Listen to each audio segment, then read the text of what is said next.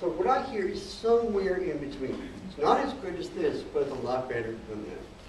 Any questions at this point? Yes? Did you find that your music taste changed after you got the implant? Okay, so the question is, did my musical tastes change? And the answer is no. And there's two reasons for that. The first reason is I was never all that musical anyway. Now, that's not necessarily because I grew up with a hearing loss. Many deaf people grow up being passionate about music. In fact, at Gallaudet, where I spent a year, they have these parties.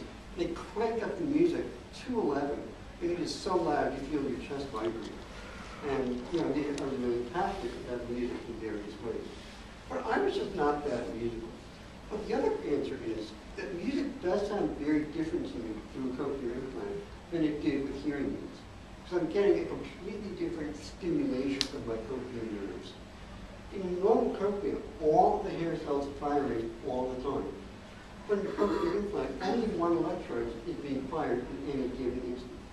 So the nerves are being stimulated in a very different way than in a biologically intact cochlea. So music sounds very different to me. My tastes have stayed the same. So the kind of music that I enjoyed before, I still enjoy now. But new music that I hadn't heard before, it just doesn't make that much sense to me now. I tried listening to Radiohead, for example. Now some people say, yeah, it's not Radiohead. I mean, it's not me, it's Radiohead. Kind of sound. But generally your taste, and I can see it's extremely static, because it's a learning issue. Okay, any other questions before we move on? Yes? Are cochlear implants as useful for people that have been born deaf? Like you said that you had your kind of auditory memories to sort of fill in the blanks and fall back on, but people that are born deaf don't have that. So can you maybe talk about how that would affect them with cochlear implants, or if that's possible at all? It's an excellent question. So the question is, does a person's response to a cochlear implant depend on basically the age at which they get the implant? So a child who's born deaf and gets an implant at a very young age will do extremely well in most cases because they're very plastic to begin with. And often their language learning process is essentially normal. They acquire spoken language as well as a normally hearing person. On the other hand, if you get an implant at say age 35, and your history is such that you have never heard or you've never had enough hearing to be able to hear spoken language in a normal way, you will almost certainly not get that kind of benefit from the cochlear implant. You will not be able to magically pick up the phone and start being able to use it if you have never done so before in your life. The reason is you don't have an auditory cortex, which is formed at a very young age when the brain is very plastic. So basically, if you're going to give a cochlear implant, you need to do it before the kid turns 3 or 4. If you do it any later, they will get a lot of benefit, but they will not have the same learning trajectory as a person with normal hearing. So age of implantation and hearing history are crucial factors in how people adapt to cochlear implants. Okay, now let me move back. Now this is a slide that I'd love to show just after lunch. This is a post-op photograph of a cochlear implant. This is the top of the skull. It's not my skull, it's somebody else's skull. The back of the head is here. The ear canal would be right around here. Face is over there. The shell of the ear itself be right around here. So you can see that the surgeon has captured some of the implant into a hollow in the skull, tied it down with metal sutures so it doesn't go anywhere, and then they drill a hole into the middle ear and the inner ear, and they snake the electrode ray through that hole. Another thing I really like about this slide is that it's got all this brand information on it. Clarion C2 cochlear implant, advanced bionic, this side out. And I always have gotten a kick out of that because, of course, it's about the polarity of the magnet. If the surgeon installs it from the wrong side up, which I understand has happened, then the device still works. You just have to reverse the magnet in the headpiece. But you know, until you do that, the magnet keeps bouncing out. This side out. Now, if you open up the casing, this is what you see inside. So that is the circuit board that's inside the casing of the device. And these are the chips that decode the radio signal coming from the implant On the other side is the radio antenna that picks up the radio signal.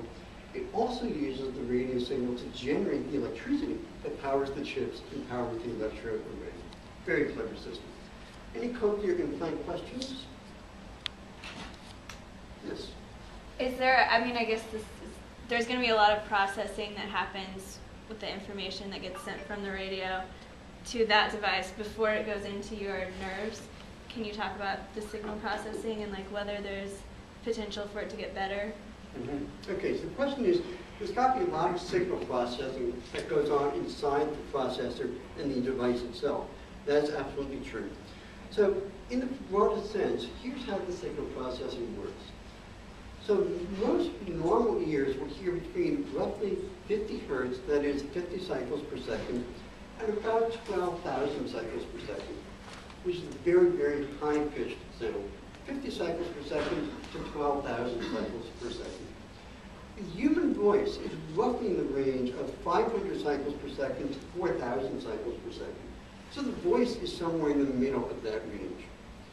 So a cochlear implant basically tries to split up that range by taking the lowest pitch sounds, sending them to the lowest pitch electrodes, which are up here. So the low pitch sounds, like my voice, get directed to these electrodes. The higher pitched sounds, like your voice, get directed more to these electrodes. So the processing takes apart sound by frequency. Now, there is a lot more to it than that, because sound, of course, is about the prosody of the sound. It's not just the frequency. And that's a whole complicated issue processing that I really don't know that much about. But I do know that I try to reproduce that frequency range. You know, one important aspect is that the cochlear implant engineers, they generally decide that the voice is the most important thing to process. So the software, instead of focusing on 50 hertz to 12,000 hertz, focuses on 500 hertz to 4,000 hertz. And that is to give you as much resolution as possible. So instead of having to devote 16 electrodes to that huge range, you devote that range to the speech frequencies to give you as much resolution as possible to help you distinguish an S sound from a CH sound, which help people distinguish chess from tennis. You need more resolution to make those kind of frequency distinctions. So that's about as far as I can go in explaining the processing to you. Have I explained the question the way you asked it? Yes, you have. Also, if it gets better, would you get a new implant? Would you consider doing that? Okay, so the question is, if the processing techniques, if the software gets better, would I get a new implant? Well, in part, I can get new software in the processor itself, which will send a better set of information to the implant. The implant itself can be reprogrammed as well, and it always is. When you put a new program in the processor sends a subset of that program to the implant. So you can upgrade the implant internally by sending it new software. Now, of course, as electronics gets more advanced, it becomes possible to build more powerful internal devices. But the funny